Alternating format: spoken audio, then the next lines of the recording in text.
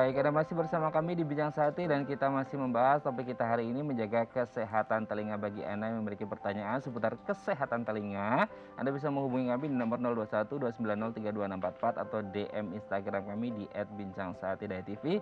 Dan telah hadir bersama kami di studio Bincang Sati Dr. Sakina Umar SPTATKL, spesialis telinga, hidung, tenggorok, bedah kepala leher, Rumah Sakit Pantai Indah Kapuk, Jakarta Utara. Selamat pagi, Assalamualaikum dok, apa Pagi, kabar? Waalaikumsalam warahmatullahi Selamat datang di baik, Bincang Sati, alhamdulillah. Dok. Dok, hari ini kita akan menjaga salah satu yang mungkin ya organ vital, organ penting bagi tubuh kita gitu ya. Karena setiap orang pastinya ingin mendengar dengan baik seperti itu. Nah, kalau berbicara tentang telinga, sebenarnya yang dimaksud dengan telinga ini fungsinya apa dan di dalamnya ini ada apa aja sih sebenarnya?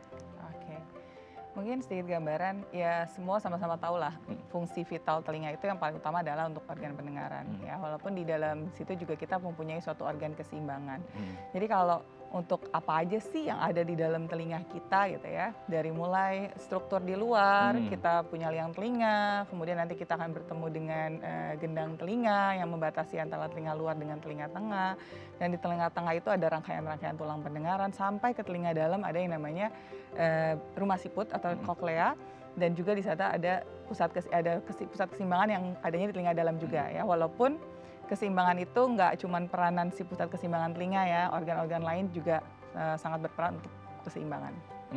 Oke, berarti selain untuk mendengar juga ada untuk keseimbangan gitu ya. Ada juga. Tapi banyak orang yang mungkin belum tahu kali ya dok ya bahwa telinga untuk keseimbangan gitu. Iya, mungkin ya itu dia balik lagi kan. Jadi apabila orang nggak seimbang, mungkin banyak orang yang mengalami misalnya vertigo gitu ya. Langsung berpikiran ini kayak syaraf yang bermasalah. Walaupun memang sih bisa juga. Jadi karena organ keseimbangan itu ibaratnya kita bisa berdiri tegak itu banyak organ yang berperan. Dari mulai otaknya sendiri, kemudian ada pusat keseimbangan di telinga, termasuk rangka tubuh kita, dan juga mata. Jadi semua punya peranannya masing-masing untuk membuat kita bisa berdiri tegak. Jadi apabila ada salah satu yang terganggu, makanya bisa menimbulkan gangguan keseimbangan. Ini pelajaran baru gitu ya. Oke dok, tapi sebenarnya orang mungkin yang awam gitu ya seperti saya berpikir gimana ya caranya fungsi kerja prosesnya sehingga akhirnya telinga kita ini bisa mendengar gitu, dan kita tahu orang ngomong A, B, C ini proses dari apa ya namanya gelombang suara dari luar terus kemudian masuk sehingga kita tahu itu dengar suara A, B, C itu seperti apa? Jadi setiap ada suara atau gelombang bunyi yang masuk, akan masuk melewati liang telinga, kemudian dia akan menggetarkan si gendang telinga, kemudian akan menggetarkan juga rangkaian dari tulang-tulang pendengaran, sampai akhirnya mengirimkan ke yang lebih ke dalam, yaitu koklea atau rumah siput, dan akhirnya akan mengirimkan sinyal-sinyal listriknya ke otak. Nah itulah proses kita bisa mendengar. Ya, jadi kerja dari semua organ itu sampai ke otak, makanya akhirnya sampai kita bisa mendengar. Bisa sampai mendengar, prosesnya seperti itu ya. Oke, tapi biasanya kalau berbicara tentang kesehatan pasti ada aja gangguan kesehatan dari telinga gitu kan. Tidak hanya telinga sih, seluruh organ tubuh kita juga pasti berpotensi untuk mengalami gangguan gitu. Nah, kalau untuk telinga sendiri, gangguan telinga apa saja yang mungkin sering muncul, Dok? Sebenarnya kalau yang common ya, yang sering muncul gitu, dari mulai tergantung case by case dan tergantung prevalensinya di usia ya. Misalnya pada usia anak-anak gitu ya, pada usia anak-anak mungkin akan lebih banyak gangguannya lebih ke arah peradangan atau inflammation yang memang biasanya berimpact ke otitis media akut namanya, atau peradangan di telinga tengah. Itu yang biasanya sering terjadi pada anak-anak, terutama di bawah usia 8 tahun, karena memang mereka mempunyai suatu fungsi yang namanya tuba eustachiusnya itu belum sepaten orang dewasa. Mungkin yang paling common di anak-anak seperti itu. Ya beda case lagi misalnya pada usia tua.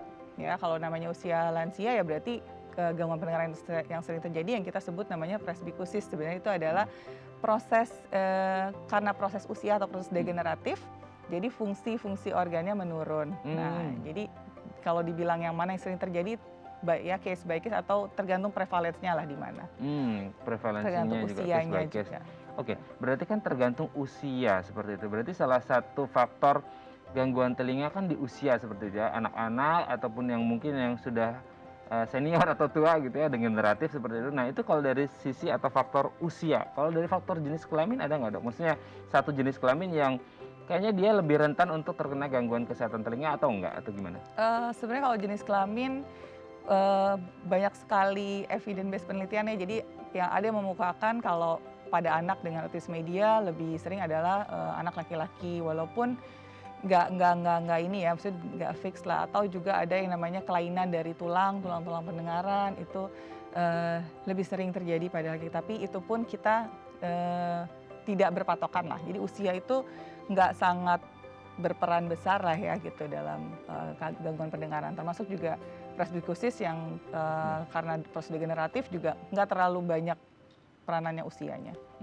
Oke, itu dari usia. Ya sorry, jenis kelamin Dari maksud jenis saya. kelamin, Jadi ya. tidak terlalu berbanding nggak secara signifikan lah. ya. Perbedaannya nggak secara signifikan Kalau untuk usia iya karena degeneratif. Kalau tapi- usia pasti. Kalau usia selalu pasti di mana terjadi adanya proses yang perubahan ya, secara fungsionalnya memang berubah ya, pasti akan terjadi perubahan di usia tersebut. Karena secara degeneratif arti dia menurun gitu ya. Betul. Tapi kalau jenis kelamin tidak terlalu signifikan. Jenis kelamin tidak terlalu signifikan. Oke, tapi kalau mungkin seperti kita di kota besar di Jakarta gitu ya, Dok ya. Ada yang bilang polusi udara bisa menyebabkan ada potensi untuk merusak gangguan kesehatan telinga, itu betul atau nggak sih, Dok?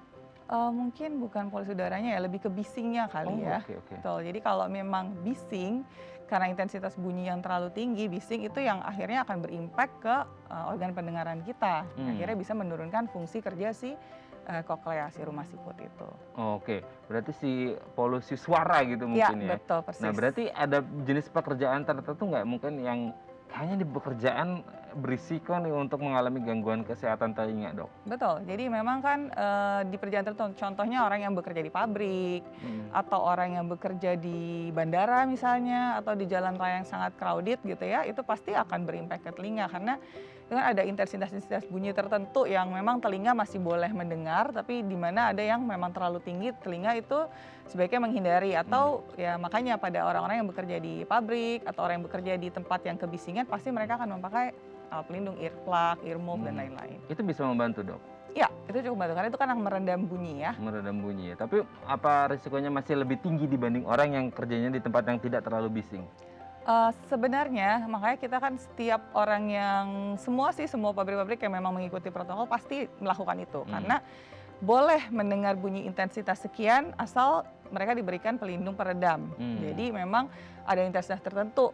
Jadi misalnya sebenarnya bunyi di atas 80 itu kita udah harus memakai pelindung sebaiknya karena misalnya intensitas bunyi yang lebih dari 90 desibel kita cuma boleh mendengar waktu kurang dari 2 jam, misalnya seperti itu ya. Atau bahkan yang orang di kerja bandara itu harus ada aturan-aturannya lah. Jadi pasti mereka menggunakan alat pelindung kok, mereka harus menggunakan itu.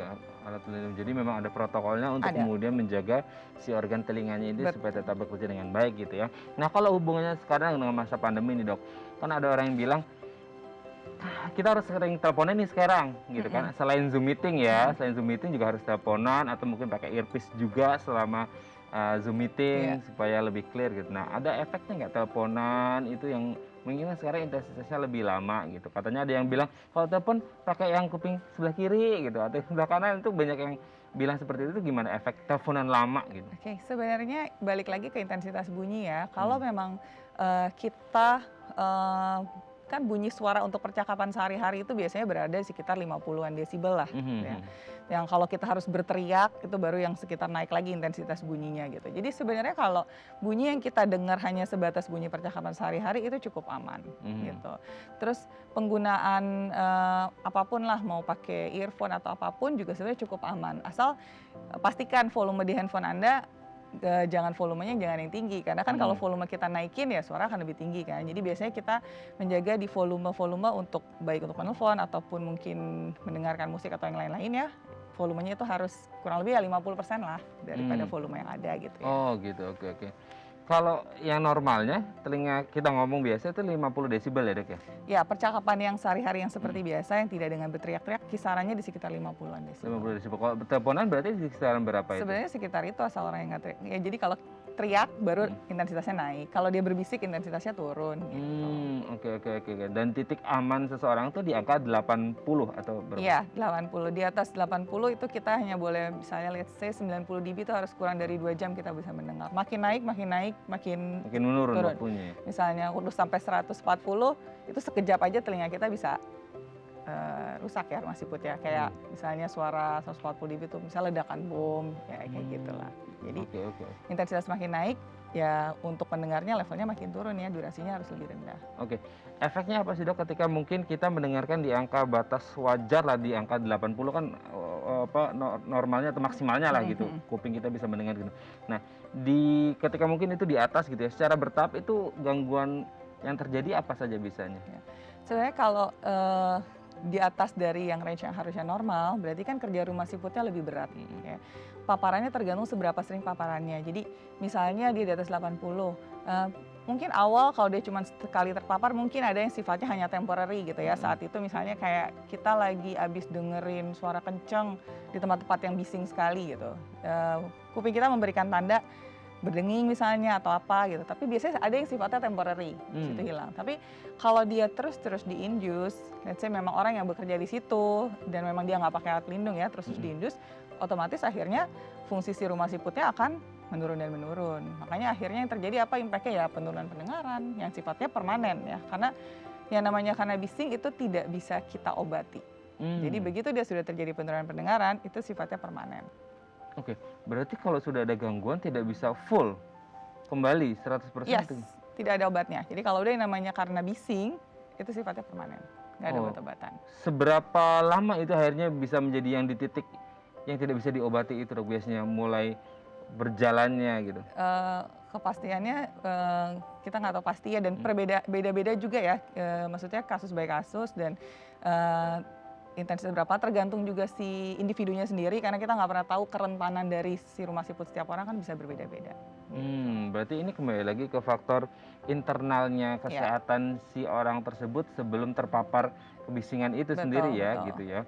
Tapi biasanya cepat atau lambat itu tergantung juga dari kesehatan si rumah siputnya. Tergantung juga dari intensitas bunyinya ya. Kalau intensitasnya makin tinggi ya makin cepat. Yang kayak tadi mungkin yang kalau dengar intensitas yang sampai 140 dB ya sekejap ya hilang. Saat itu juga sekali dengar langsung hilang. 140 dB itu yang seperti apa aja? Ledakan, pesawat jet yang kayak gitulah. Oke. Berarti memang itu risikonya sangat rentan sekali gitu ya dok ya. Oke dok, nanti kita akan lanjut lagi ngobrolin gimana nih caranya menjaga gitu kan. Kalau tadi mungkin potensi yang mungkin bisa terjadi gangguan-gangguan apa saja. Nah selanjutnya kita akan menjaganya gimana nih supaya telinga kita terjaga dengan baik, apalagi kalau untuk mereka-mereka yang mungkin kerjanya berisiko dengan suara bising seperti itu ya. Baik pemirsa, bagi Anda yang memiliki pertanyaan seputar menjaga kesehatan telinga, Anda bisa menghubungi kami di nomor 021 290 32644 atau DM Instagram kami di @bincang1.tv. Kami akan segera kembali.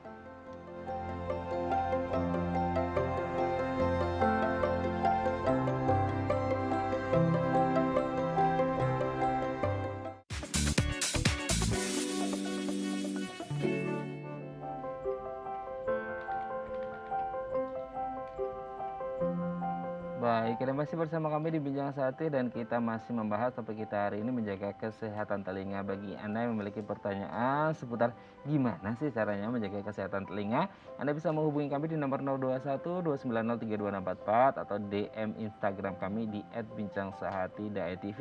Kita masih bersama dengan Dr. Sakina Umar SPTHTKL, spesialis telinga, hidung, tenggorok, bedah kepala leher, Rumah Sakit Pantai Indah Kapuk.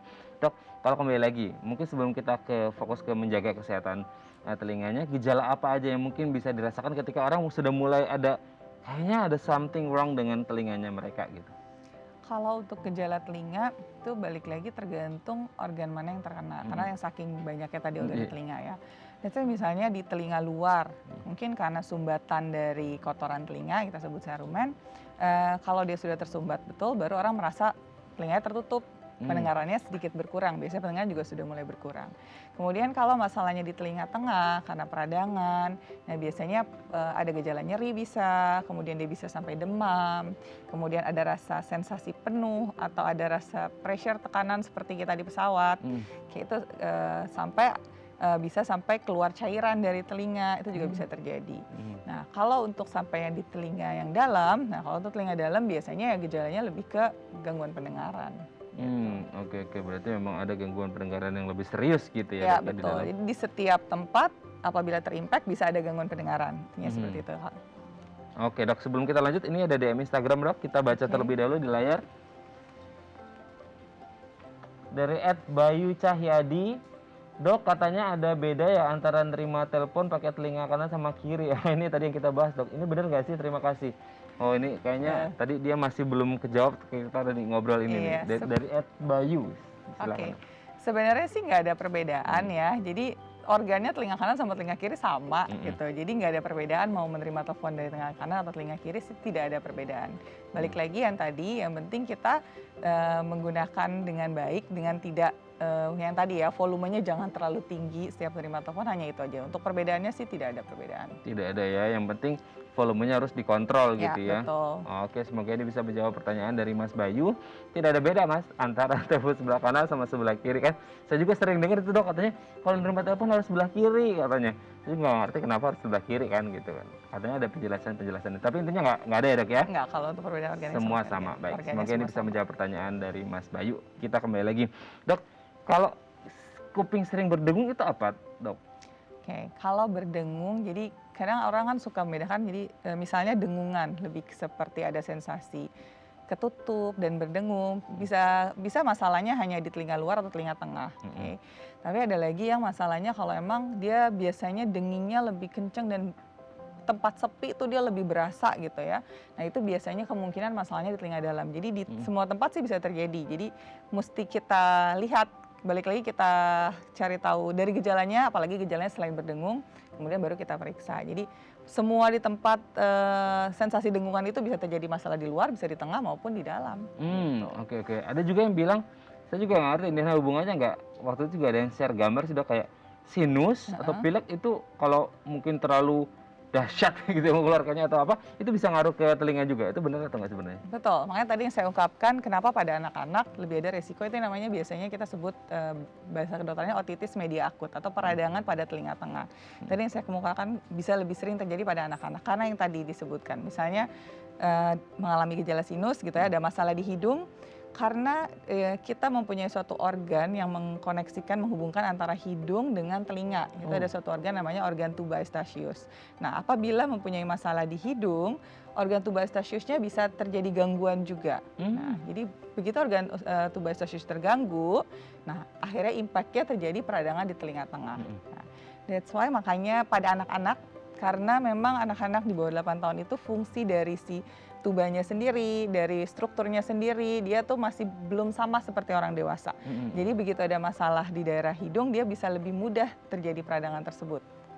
Jadi memang betul, sangat Betul bisa ya? berhubungan. Oke, berarti kalau punya riwayat sinus atau pilek yang itu harus berhati-hati gitu ya, Dok ya. Jangan sampai akhirnya itu menular ke telinganya kita Betul. gitu ya. Betul. Oke, tapi pertanyaannya kemudian kalau akhirnya tadi ternyata nyambung gitu ya, Dok ya. Dari telinga kita tidak hanya ya selorong telinganya, tapi dia ternyata nyambung kemana-mana seperti itu kan.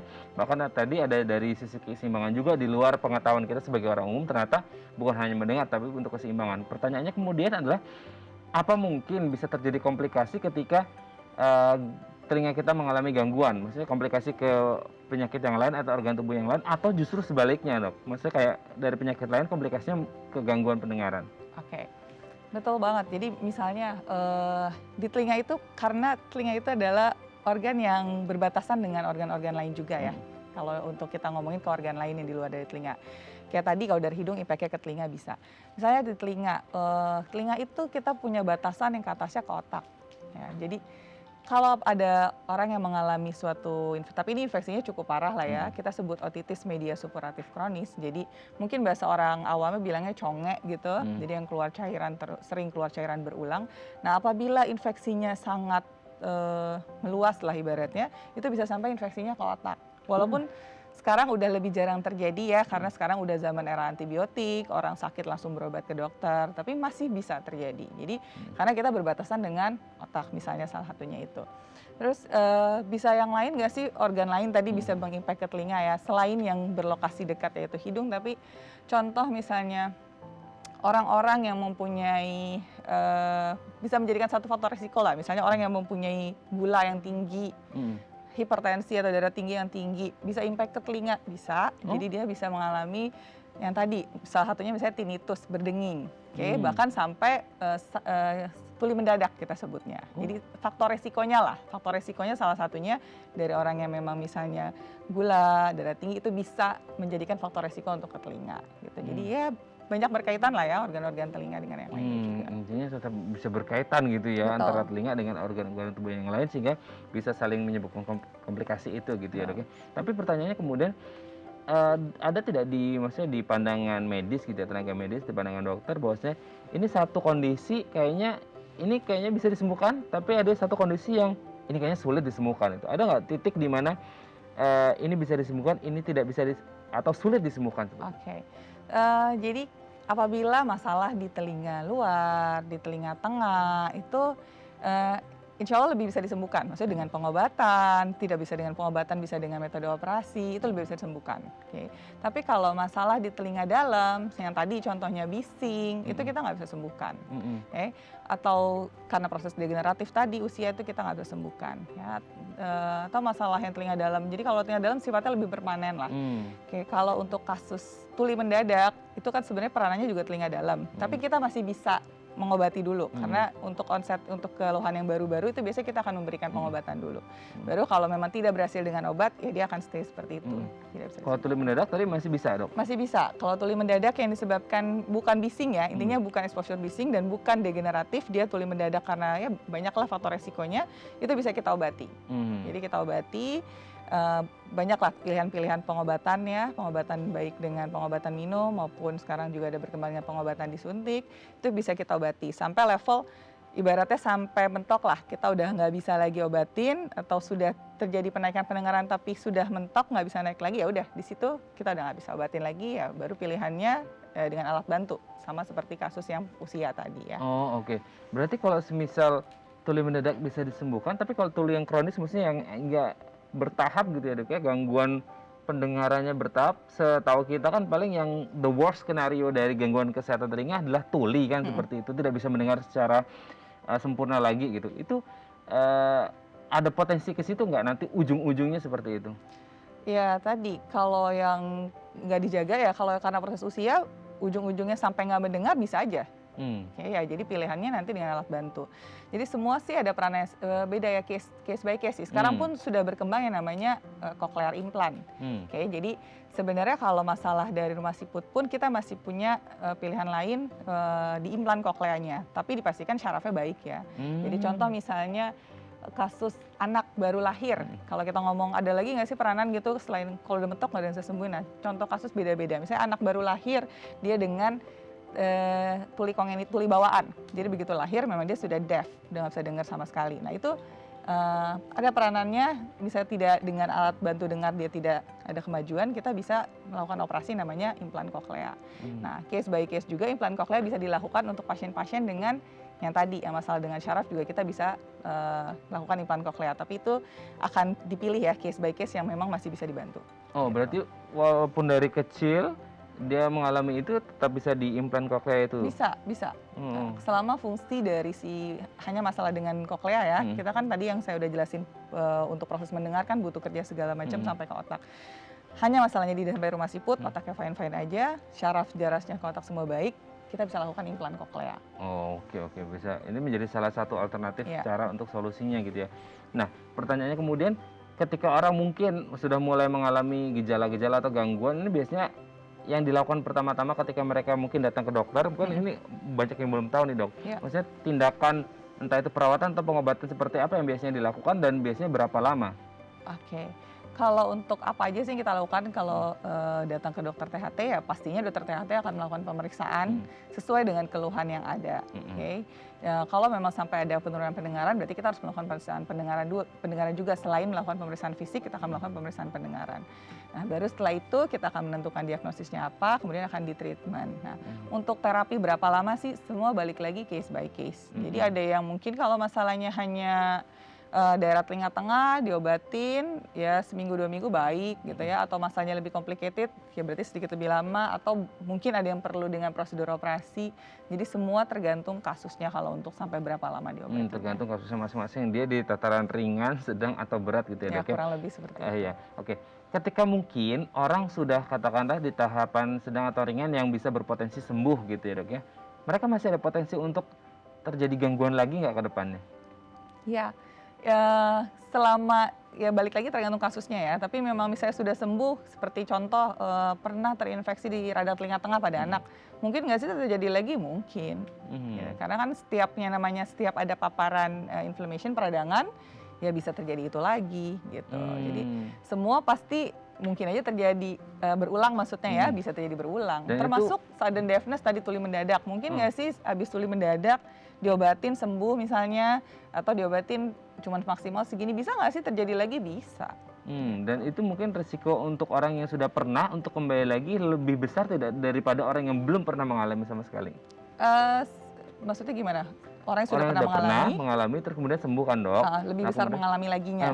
potensi untuk mengalaminya lagi lebih besar tidak? Oke, jadi tergantung faktor risiko yang dia miliki. Heeh, Kayak misalnya anak dengan alergi atau mhm, anak dengan sinusitis atau pasien dewasa dengan rhinosinusitis misalnya, dia mempunyai faktor risiko lebih tinggi untuk mengalami tadi peradangan telinga tengah atau salah satu contoh. mhm, Jadi tergantung resiko yang dia punya apa. Kalau mmm, resikonya memang masih ada, resikonya tetap ada di situ, masih mungkin mengalami lagi ya iya, pasti resikonya lebih tinggi karena dia punya faktor resiko gitu. oke Potensinya bisa lebih tinggi.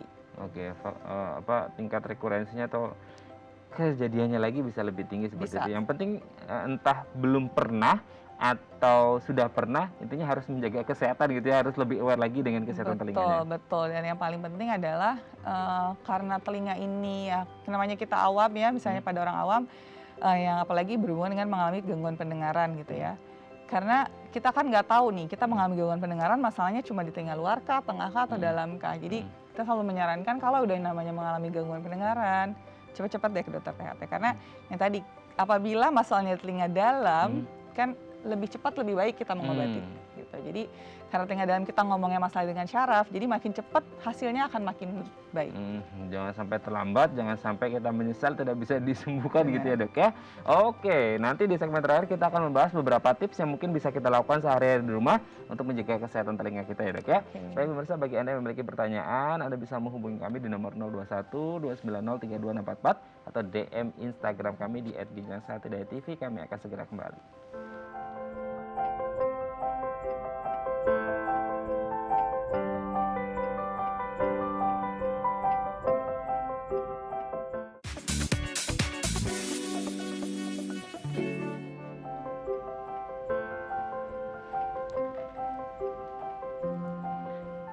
Baik, Anda masih bersama kami di Bincang Sehati, masih bersama dengan Dr. Sakinah Umar, SPTHTKL, spesialis telinga hidung tenggorok bedah kepala leher, Rumah Sakit Pantai Indah Kapuk. Dok, di segmen terakhir ini kita akan membahas beberapa tips yang mungkin bisa kita lakukan, nanti mungkin dikoreksi juga Dok.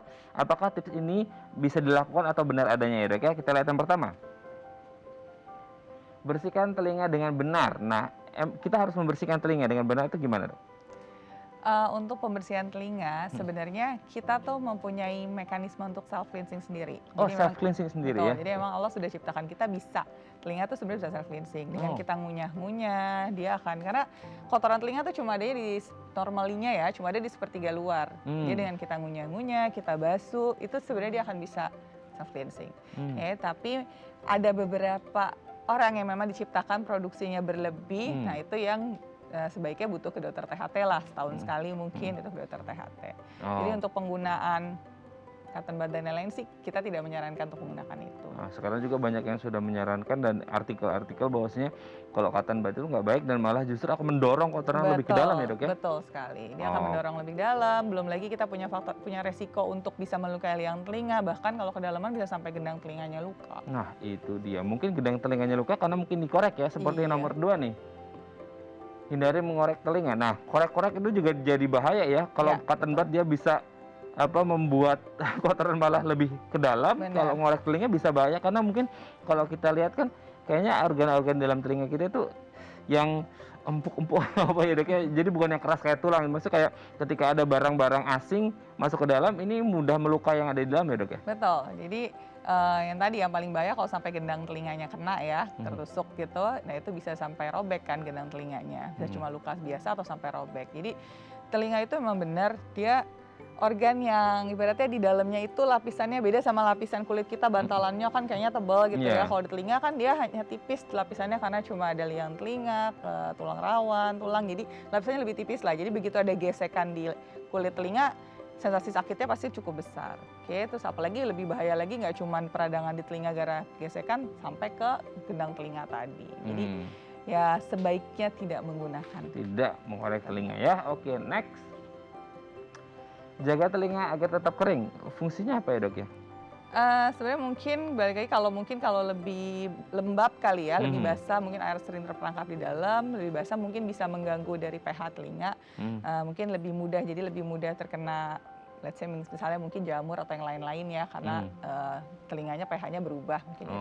Oke, supaya untuk menghindari jamur dan lain sebagainya bisa mengganggu kesehatan ya. Oke, next. Hindari penggunaan earphone. Nah, apalagi zaman pandemi gini, tadi mungkin di awal-awal kita sudah pernah bahas juga gitu, sudah kita bahas tadi. Berarti meminimalkan mungkin ya, Dok ya, Benar, penggunaan earphone.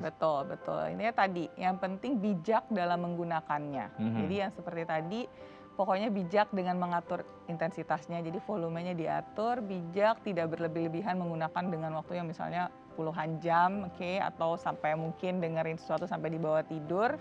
Nah, itu yang tidak baik. Jadi bijak saja menggunakannya, bukan sampai tidak boleh menggunakan earphone, tapi bijak dalam menggunakannya. Oke, boleh menggunakan. Yang penting ya volumenya lagi-lagi dijaga karena kita berurusan dengan organ-organ yang ada di dalam telinga kita, supaya kan intensitasnya lebih banyak nih. Benar. Supaya tekanannya juga terlalu diporsir seperti itu. Betul, ya, Dok ya. Betul. Oke, kita lihat yang terakhir.